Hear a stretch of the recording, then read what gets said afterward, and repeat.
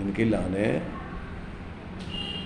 अंदर से भेद विज्ञान हो गया, तो अब भी शरीर तो उनको अलग अपने महसूस कर रहे हैं, तो अब भी भगवान अरहंत भगवान सिद्ध भगवान का कर रहे हैं, अपने ज्ञान स्वरूप अनुभव कर रहे हैं अपने को। ज्ञान शरीर त्रिविध कर्मल वर्जित सिद्ध महानता। और ज्ञानी किसका अनुभव करता है?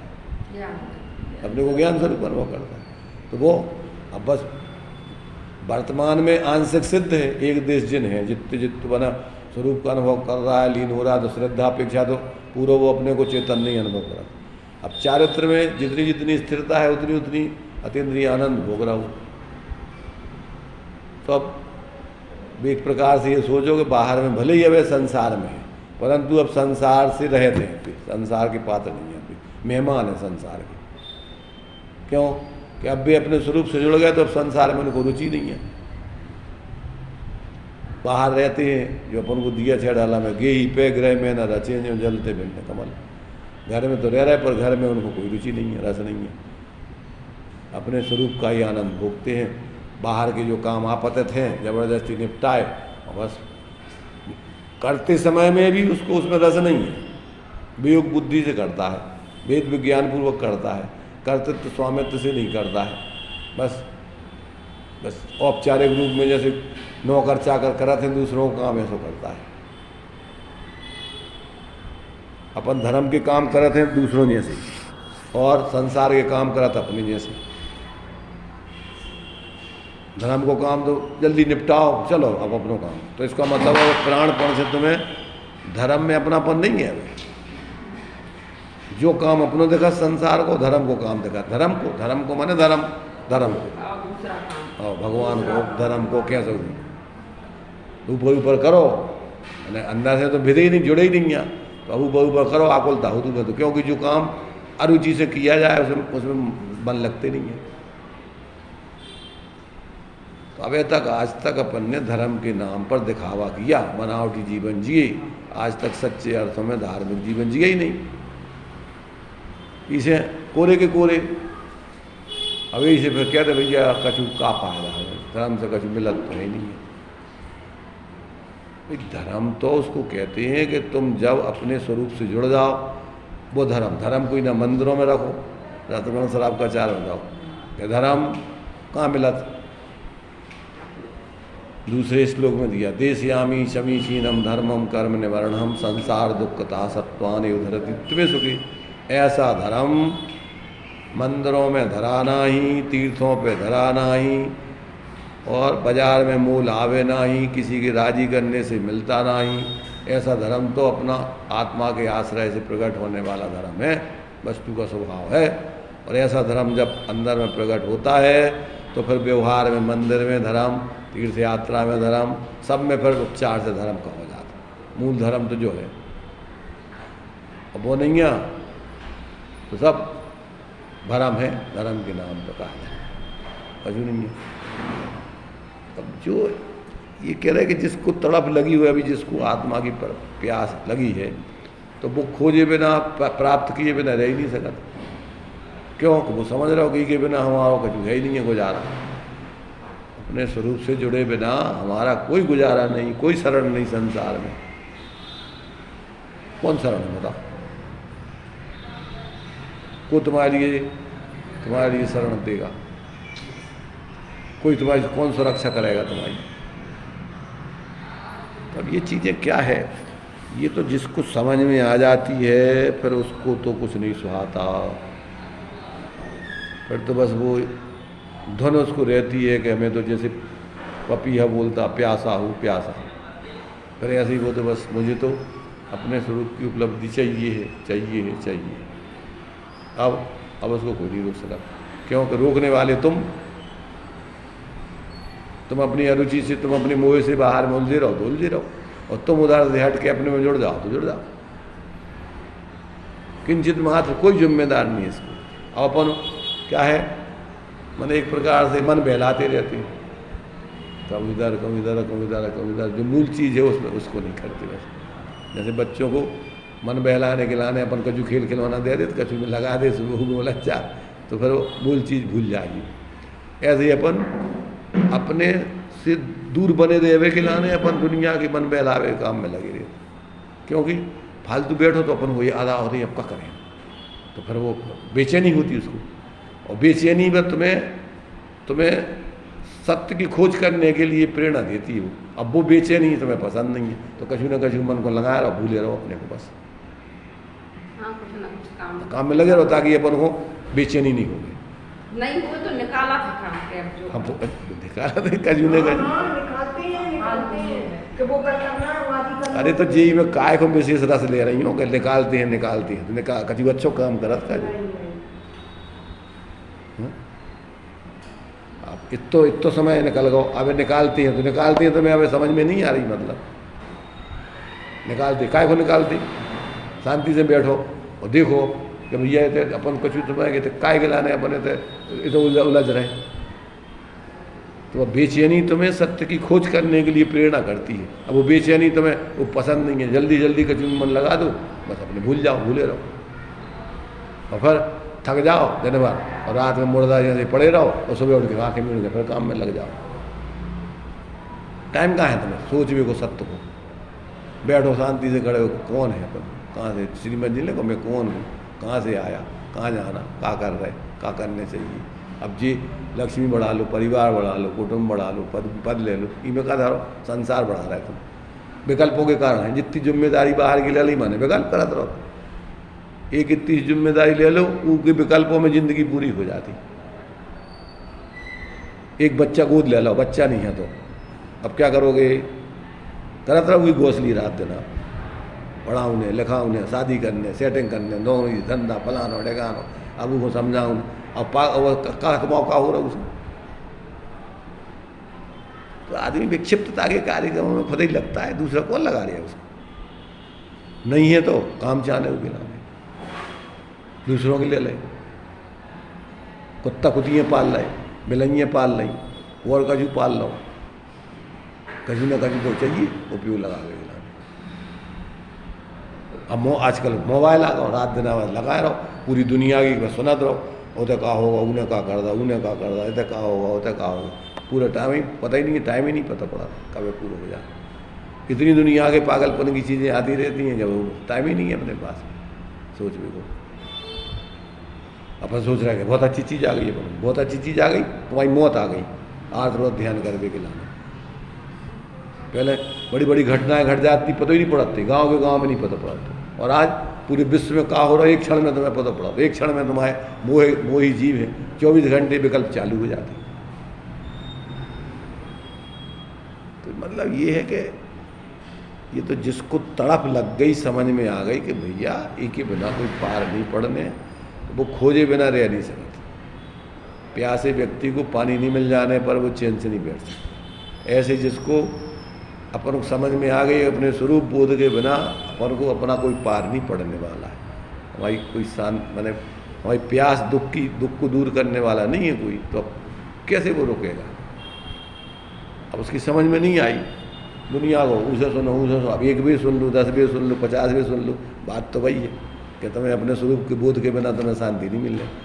अब फिर उतने से पढ़ो, इतने से पढ़ो, फिर भी बात है, फिर उनने समझा, पर कछु मतलब नहीं है। फिर एक बार सुनता है सिंह ने, एक बार सुना और अरे तुम शेर नहीं भैया, तुम जीव हो और तुम अपने को भूल गए। ये इस मूर्छित शरीर आदि मूर्छित हो गए जो पाप कर रहे, जो तुम्हारा काम है। देखो समझ में आ गई, करे वाकई ये अपन शेर नहीं है, वो जीव है। और अंदर से उसको जागृति हुई और अपना उपयोग पलटो और शरीर से भिन्न उसने अपने स्वरूप का बोध कर सम्यक प्राप्त कर लो। अब शेर की पर्याय में आत्मबोध कर लो, जानवरों की पर्याय में आत्म, क्योंकि जानवर थोड़ी जीव यहाँ ऐसा शरीर यहाँ बाहर से। अब काय वो तो एक अलग ही ज्ञान में जब अंदर में जो एक बार जैसे उसको ये लगे कि अरे वाकई जो अपन कर रहे कहाँ 24 घंटे मूर्छित, तो उसके ज्ञान को फिर वो स्थिर करके उस ज्ञान में अपना स्वसंवेदन किए बगैर रह नहीं सकता। क्योंकि वो तो ज्ञान ही तो भटक रहा है, देखो तो भटका रहा उपयोग, उसी ज्ञान में ही आत्मा विराजमान है। उपयोग स्वरूप आत्मा है, चेतन का उपयोग रूप है, और उपयोग में ही उपयोगवान आत्मा है। अब वो इस उपयोग को मोड़ो उधर से जहाँ बाहर लग रहा हो, क्योंकि छदमस्त को उपयोग एक समय में एक को ग्रहण करा, तो अब रात दिन बाहर की तरफ भटका रहा है उपयोग। अब उस उपयोग को अपन रोको और रोक करके अपन शांत करो तो अपना स्वभाव उस उपयोग में ही विराजमान है। थोड़ी सी दृष्टि पलटो के अपन अपने खुद ही के दर्शन ही भाई कहाँ बाहर में कूद खेत में खुद ही को देखने अंदर में, और वो तो दिखता ही है अंदर में। अपनों कहीं कोई तकलीफ हो गई तो अपनों उपयोग को एकाग्र करके देखा कि भैया आज हमें बहुत पेट में था, दर्द हो दाढ़ में थे, तो खूब बता रहा तुम्हें अपने उपयोग ही में तो अपन निर्णय कर रहे हैं, कहते ऐसा हो कहते ऐसा होता है, ऐसे उपयोग में अपन अपने स्वरूप को ज्ञान करा, अनुभव करा। ये तो क्या है, तड़प की है। तो ये कि जिसको तड़प प्यास लगी है उसको तो कोई रोक नहीं सकता। क्यों कि अभी तक प्यास नहीं लगी इसलिए ढूंढा नहीं है अपन ने पानी, और प्यास लग गई तो फिर पानी ढूंढे बगैर, क्योंकि उसके बिना मौत है। अगर तुम्हें पानी नहीं मिले तो कितनी दिनों तक तो बनी रहे। ऐसे ही स्वरूप बोधनी भव तो का है जिंदगी अपनी मौत है। 24 घंटे शरीर में कब प्रति समय आबीज का मरण तो प्रति समय चल ही रहो, और भाव मरण और भाव जन्म तो 24 घंटे चल ही रहो।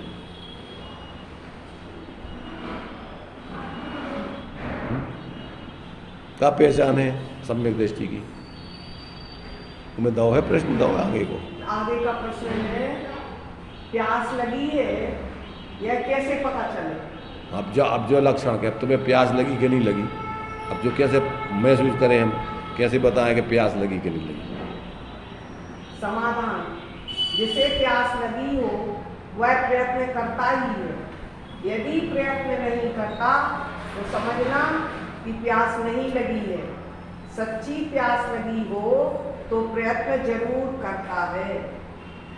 भाई अपन लोग में देखते जिस व्यक्ति को जो चीज़ ज़रूरत है तो वो ऐसा नहीं बैठो रहे वैसे ही गिलाने प्रयत्न खोजेगा कि नहीं, इसकी प्राप्ति के लिए उपाय करेगा नहीं। तो ये तो अनंत जन्मों के भव दुखों का अभाव करना है।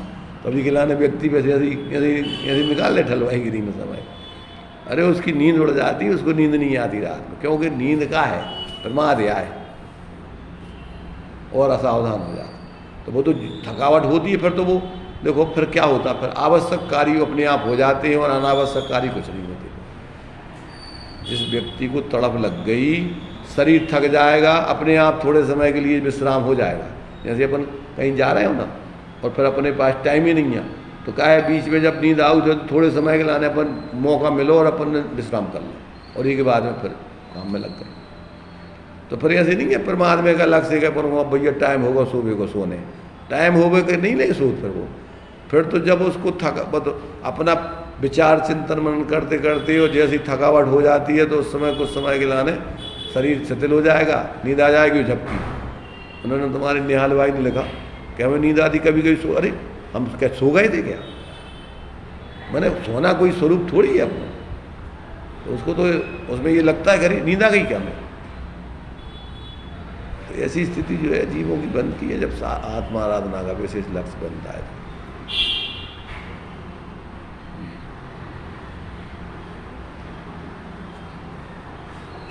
ये जो है ये कह रहा है कि जिसको प्यास लगी है तो खोजे नहीं, समझ लो कि प्यास नहीं लगी। और इतना ही नहीं कि अकेले बस तना नहीं मिलो चलो भैया, वो तो रुक ही नहीं सकता है।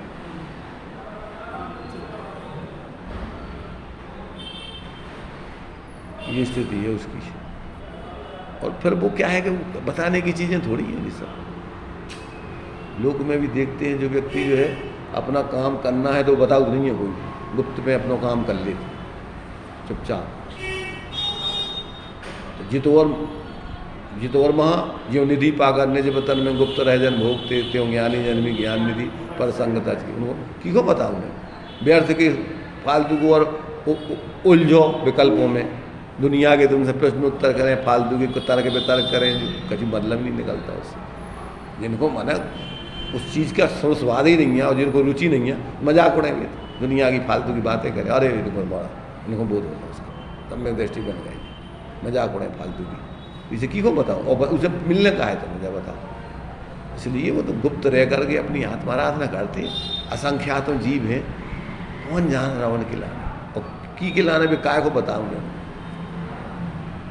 तो मतलब ये है कि ये तो अंदर की कोई अलौकिक चीज़ है, और वो जिस व्यक्ति को अंदर में धुन लग जाए, और आचार्यों के वचन, ज्ञानियों के वचन के वाकई जो है इसके अलावा कोई अपना है नहीं, और इसमें इसको पाने से तृप्ति पूरी हो जाती, फिर आपको सब तुम्हारी आकुलताएं खत्म, सारे समाधान, कोई शल्य नहीं फिर उसमें। तो वो स्थिति जब व्यक्ति को समझ में आ जाती है तो फिर क्या है कि वो तो व्यक्ति खुद ही फिर शांति से अपना जो है निश्चल होकर जीता है। कौन अब कोई को शल्य नहीं, क्योंकि अब बाहर में तुम चिल्लाते रहो, चीखते रहो, तुम आपको क्या कर रहे हो, जाओ बताओ। कोई समस्या तुम्हारी और तुम्हारे द्वारा, और मिटने तुमसे ही, तो तुमने मिटा ली अगर तो अच्छी बात है, शांति से भोगो, निराकुलता से रहो। ज़्यादा नाटक नौटंकी को काम नहीं है धर्म के क्षेत्र में, ना कोई को बतावे की ज़रूरत है, ना कोई को दिखावे की ज़रूरत है, ना कोई और कुछ करने की ज़रूरत है। आ गई समझ। अब सहजता में, आप बाहर में तो अब निचली भूमिका में रहोगे, सब बाहर के काम तुम्हें करते हुए वैसे ही दिखेगा, क्या दिखाओगे, क्या अंतर पड़ेगा भाई। बाहर में तो यथायोग अभी जिस भूमिका में घर गृहस्थी में है, घर गृहस्थी काम भी करेगा वो, पर बस बेखट मैंने उसमें एकत्र बुद्धिपूर्वक नहीं करेगा बस। अब उसको अंदर की खटक बनी रही, हो गई चालू कि भैया अपनो काम जो है, अपनो स्वरूप जो है, ये सब एक औहदे की स्थितियाँ मजबूरी की हैं। अब ये तो जब तक अपन अब निचली भूमिका में है तो करो, कहने की ज़रूरत नहीं है, अपने कर आके और ठीक है फ्री होकर फिर अपने शांति से जियो। वो तो फिर क्या है, पूरी 24 घंटा को समय है अनावश्यक। देखो आवश्यक कार्यों के लाने अपने पास इतना कोई ज़रूरत है नहीं, इतने काम है ही नहीं है कछु, कितना सो खाने कि एक पहनवे की ज़रूरत है और कछु काम है नहीं है। और आज इतनी सुविधाएं हैं सभी कि जिनमें अपन को इतना उपयोग लगावे की जरूरत नहीं। पहले तो सारी चीज़ें कुओं से पानी भरो, चक्कियाँ पीसो, आटे नहीं है, चूल्हे जलाओ, लकड़ी जलाओ, कंडा जलाओ, दुनिया के नाटक है। तो आज अगर व्यक्ति आत्मार्थ साधना चाहे, पर आज इतना आदमी प्रमादी हो गो कि बेकाम तो छूट ही गए और फोकट के काम लेके और बुद्धि खराब करके काम ले लगे, आलसी हो गए। और पहले इतने बड़े बड़े परिवार एक दूसरे का बढ़िया सहयोग प्रेम से रहते थे, आज 1-2 आदमी संग नहीं रह सकते, 2 भाई संग नहीं रह सकते, देवरानी जिठानी संग नहीं रह सकता, सास बहू संग नहीं रह सकता। इस चीज का प्रभाव पंचम काल पहले भी है, पहले इकट्ठे रहते थे सब लोग, तो आज मतलब क्यों नहीं रह पा रहे? आज इतनी तुमने खुद की जो है आवश्यकताएं, इच्छाएं और बाहर की भौतिकताओं में इतने उलझ गए और इतना स्वार्थीपना अंदर में आ गया कि को करे, कोई में उलझे इसमें, तो अंदर से कसायों की उग्रता होती जा रही।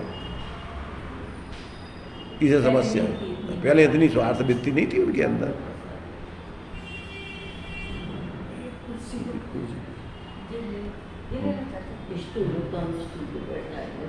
अंदर से उठा ये जो है मतलब क्या है कि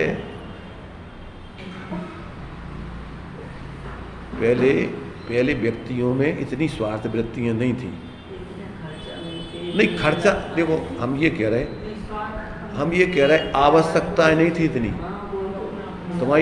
तुमने इतनी आवश्यकताएं नहीं बनाई थी, इतनी सुखिया बुद्धि नहीं थी। व्यक्ति मेहनती था और बढ़िया जो है मेहनत करके जीता था और दिखावटी बनावटी जीवन नहीं था। आज प्रदर्शन बहुत हो गया, आज अपना तो उसके कारण से सारा समय वो में लगा करने बस। अब जिसको अब ये देखो आप इतने बड़े बड़े बेचारे माने विद्वान हुए हैं, गरीब स्थिति, नौकरी करते रहे और इतनी गंभीरता से जिनागम का अध्ययन करके आत्मार्थ साध के परोपकार की लाने दूसरों को टीकाएं करते रहे सब, ये स्थिति है उनकी। तो और आज अपने पास सब सुविधाएं हैं और फिर भी अपन आत्मकल्याण क्यों? कि अब इतने बाहर में उलझ गया, इतना प्रदर्शन में आ गया कि उसके लाने उपयोग भटकता ही रहता और फालतू के संबंध बनाता रहता दुनिया में, बेकार के, कुछ मतलब नहीं। मोबाइल पे बैठे हैं, फ़ोन कर रहे हैं फालतू को, कौन रिश्तेदारों को बुला रहे, कौन से कर रहे हैं, कौन से कर रहे हैं। पहले समाज में तो रिश्तेदारी पुरानी तक चलती अरे हाँ बहुत, और पूरा मोहल्ला वालों को, पड़ोस वालों को भी परिवार जैसे संबंध थे। आपस में अपने पास कुछ हो रहा है तो उनको आपस में घर जैसे बांट के भैया तुम दो, तुम खाओ। कोई चीज़ होती थी, दूध वगैरह गांव में तो बिकते ही नहीं है सब, ऐसे ही फ्री में एक दूसरे को देते रहते थे, सही करते। आजकल बाइयों के यहाँ ऐसे ही चलता, वो लोग बनाती हैं ऐसे ही संबंध चलता हैं? बाई जो अपने यहाँ काम वाली आती हैं उनके यहाँ ऐसे ही अभी भी है। जो भी देखो नीची किसी के घर गए, सब काम कराएंगे, सबको किसी की लड़की की शादी को उनने दे दिया, अपन लोग तो तुरंत विदाई कर देते। जो भी हो, मतलब क्या है कि देखो, जब व्यक्ति की बुद्धि अच्छी हो, आत्मीयता एक दूसरे के प्रति हो, तो फिर कोई भेदभाव नहीं रहता उसको, क्या है। और फिर उसमें क्या है, पुण्य के उदय होते, अच्छे भाव रखो तो व्यवस्थाएं ऑटोमेटिक। अरे गांव के लोग जैसे मान लीजिए शादी होती थी तो पूरा गांव संयोग, पूरा अपना मैंने एक परिवार जैसा सब संयोग करता था। एक गांव में शादी हो जाती थी तो वो उसके दामाद आते थे, पूरे गांव के दामाद हो जाते थे, सब मान सम्मान से उनके पैर छूते थे, उनका मान सम्मान करते। पूरी बना के जाते सवेरे 4 बजे से सबके। मैं हाँ तो है ही ना, वो तो पूरे सब, हाँ पूरे गांव भर के लोग जाते थे, हमारे तो गांव में ही था। अब तो काम वालों के भरोसे हो, चाहे जात पर जात। अरे हम ये कह रहे हैं कि देखो क्या है, जितना ज़्यादा व्यक्ति प्रमादी होता जा रहा है, स्वार्थी होता जा रहा है, दिखावटी बनावटी जीवन है, उतना ज़्यादा परेशान, अब उतना खर्चा चाहिए। बे चीज़ें तुम्हारी अनावश्यक खर्च नहीं होती थी, आपस में सब संयोग करते थे, तो अब ज़रूरत का, जैसे गांव में हम देखते पहले कठवा चलते थे, खेती किसानी के लिए चलते थे। बड़े कोई जैसे गांव में बड़ा आदमी है, उसके यहाँ खेती ज़्यादा है और उतने कठवा नहीं है, गांव के आदमी जो है पूरे उनकी हो गई तो एक एक कठवा ले जाके उनकी खेती करवा देते थे फ्री में। है हर बखर चलते ना जो वे, तो वे अपने अपने उनके गांव के जैसे आदमी फ्री हो गए तो भैया उनको उनकी रह गई, उनकी व्यवस्था बनी, जाके संयोग कर दी।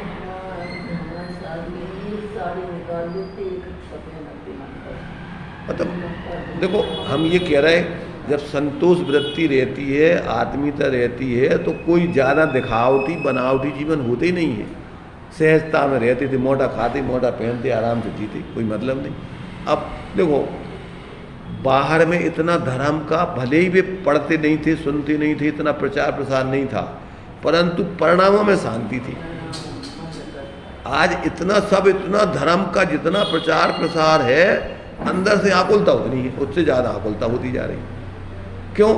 क्या वो क्या है कि वो अंदर में संतोष वृत्ति नहीं है, ये स्थिति है।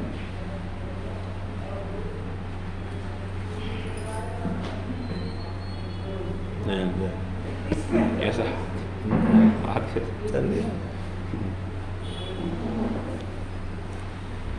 प्रश्न, आपने कहा था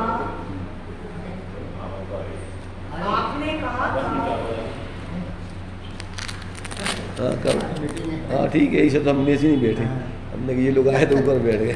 मेरी साहब ऐसे ही आज ही नहीं लगाया, पट्टा लगा। अच्छा ऐसे पट्टा लगा पड़ गया है। अच्छा।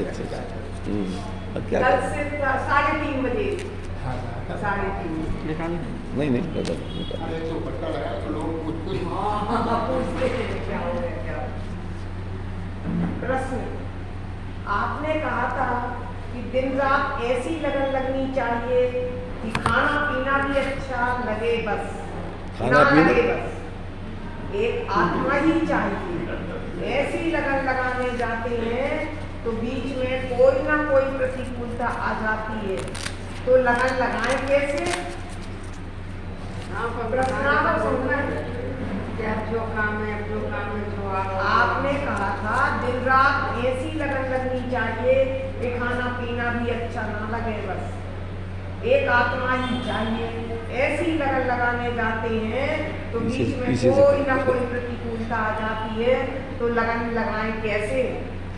देखो हम बताएं, पहली चीज़ तो जो इनने ये जो कह रहे हैं, एक तो लगन लगाएं और एक लगन लगे। अब लगाए तो कृत्रिम है, तुम कह रही से भैया हमें लगन लगाऊं, तो अब अंदर में तुम्हें तो है नहीं है लगन, जिसको लगन लगती है उसको खाना पीना नहीं रुचता। ये कह रहा है, कहना तो ये है कि जिसको लगन लगी तो अब उसको कुछ नहीं रुचता। ऐसा ये सोच लो, जिसकी लगन हो जाए तो उसको कैसा खाना पीना कैसा लगता है।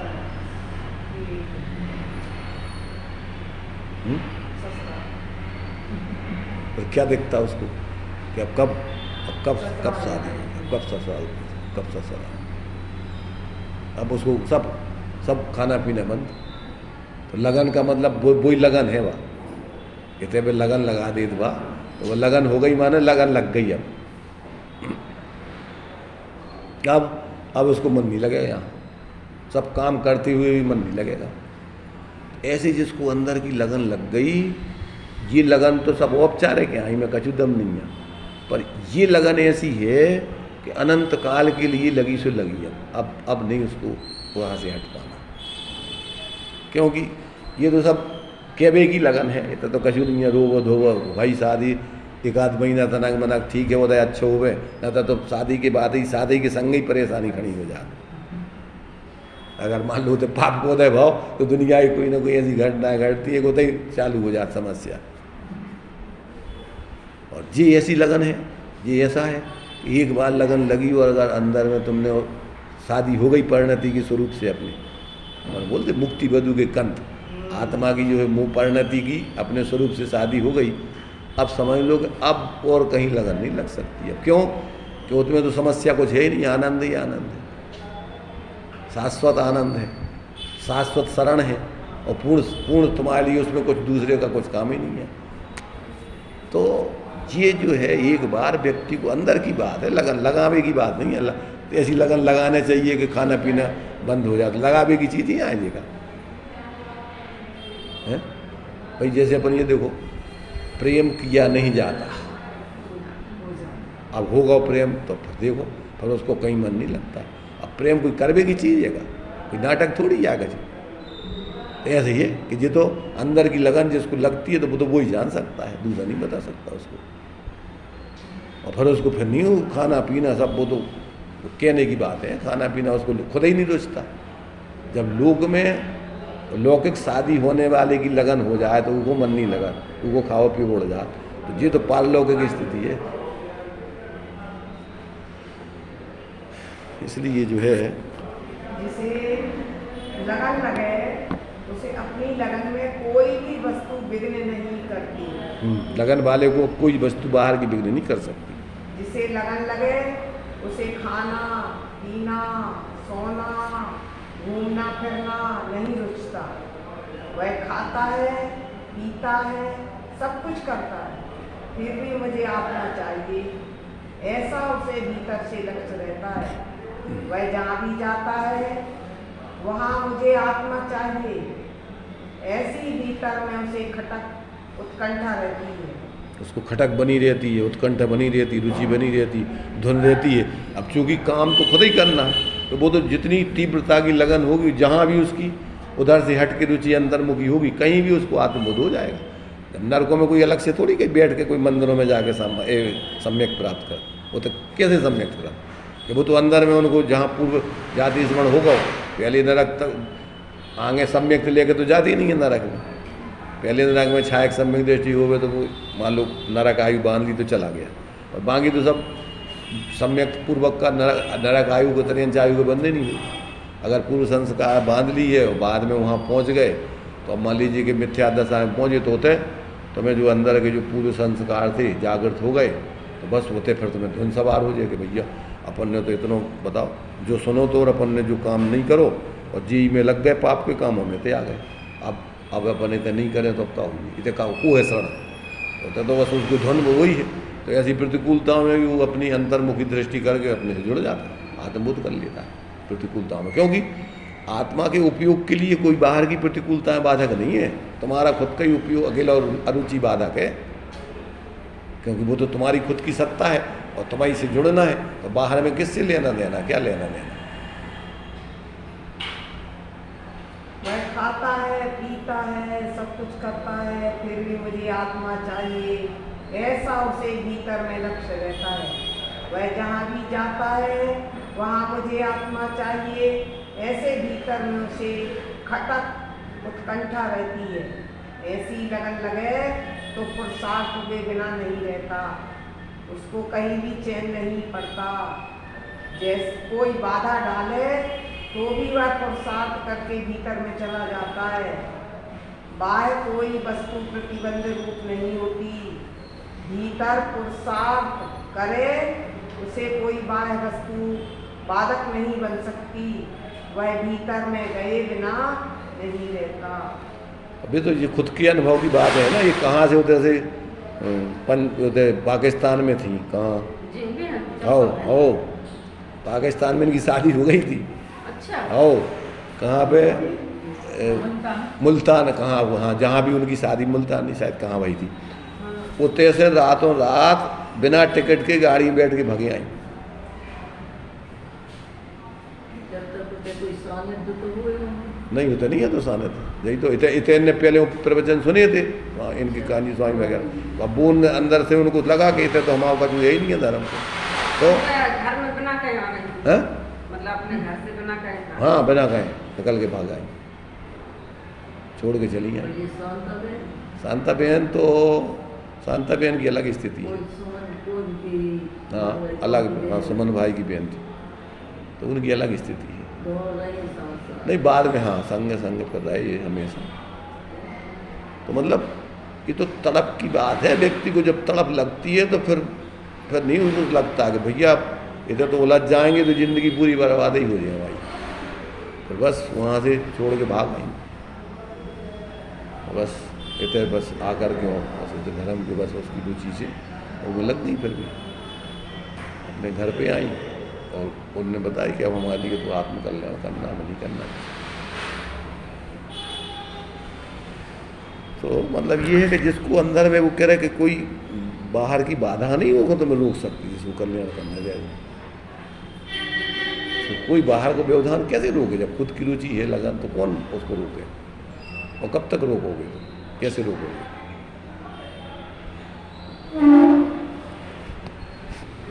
प्रश्न, दृष्टि में ज्ञायक हूँ, राग मेरा स्वभाव नहीं है, मैं राग का कर्ता नहीं हूँ, इस प्रकार वेद ज्ञान का अभ्यास करें वह भी बराबर है ना।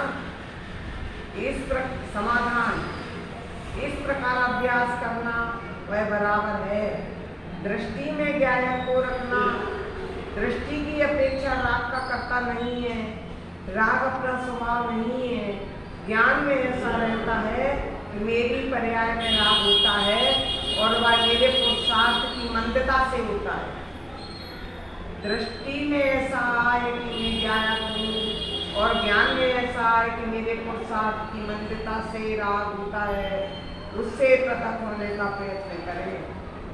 क्षण क्षण जो विभाव पर्याय प्रकट होती है उसके साथ ही मैं ज्ञायक भिन्न हूँ, इस प्रकार अंतर में समझकर मैं ज्ञायक से नहीं क्या हूँ? मैं ज्ञायक क्षण क्षण जो विभाव पर्याय प्रकट होती है उसके साथ ही मैं ज्ञायक भिन्न हूँ, भिन्न, इस प्रकार अंतर में समझकर पर से एवं विभाव से पृथक होने का वेद ज्ञान का प्रयास करें वह बराबर है।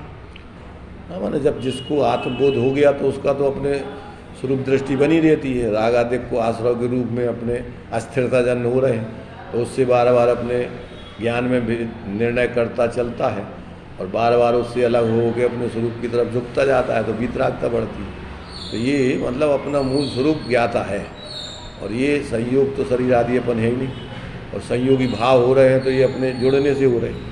मिथ्या दृष्टि की हैं तो ये कर्त बुद्धिपूर्वक होते हैं, ज्ञान में उसकी श्रद्धा में भ्रांति रहती शरीर में। और अगर सम्यक दृष्टि हो गया तो अस्थिरता जन्म होते हैं पर उसमें एकत्व बुद्धि नहीं होती उसकी। ये अपनी कमजोरी से अपन अभी स्वरूप में पूर्ण स्थिर नहीं हो रहे, इसलिए अस्थिरता के परिणाम अपनी परिणति में चल रहे हैं। पर ये भी अपना स्वरूप नहीं है और बार बार अपने स्वभाव को ग्रहण करके उस विभाव का अभाव करता है।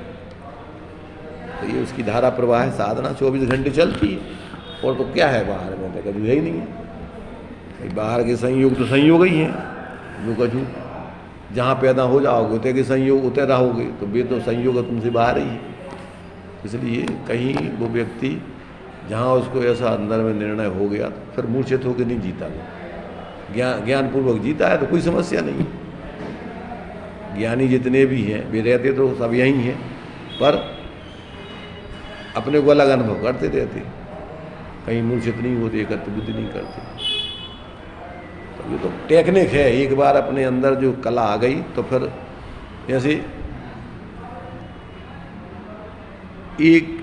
1 ग्राम को लोहे को टुकड़ा हो गए और 1 मन की सूखी लकड़ी हो गए और पानी में डाल दो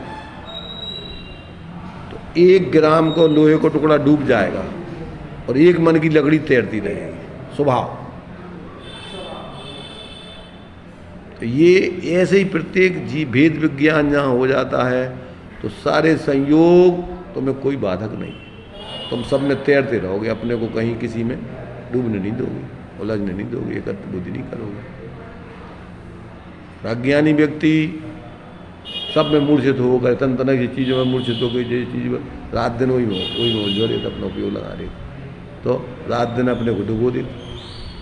तो ये तो टेक्निक है। वो तो एक बार जिसकी समझ में आ गई बस ज्ञानपूर्वक जीना, हर जगह सावधान बने, उसको मूर्छित नहीं होना, बस और क्या काम। ये तो कला है, सम्यक ज्ञान कला, और ये जिसके जीवन में आ गई तो उसके लिए तो खेल है फिर, क्योंकि उसमें कुछ मेहनत थोड़ी उठा पटक करना है, उसमें तो अकेले बस अपने ज्ञान को जागृत करके जीना है, कहीं मूर्छित नहीं होने देना।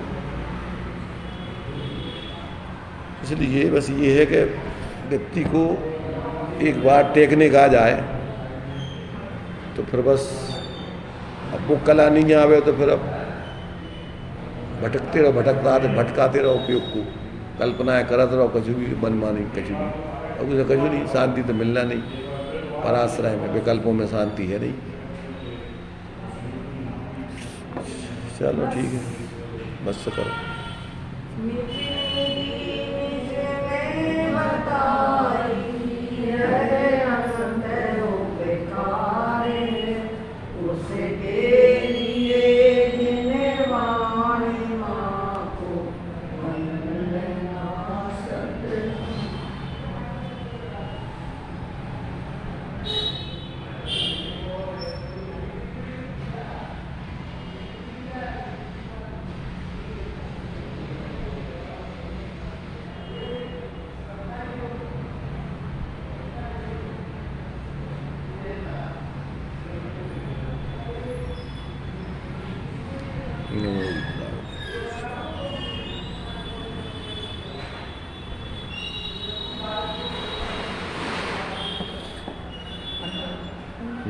रख देते हैं, रख देंगे।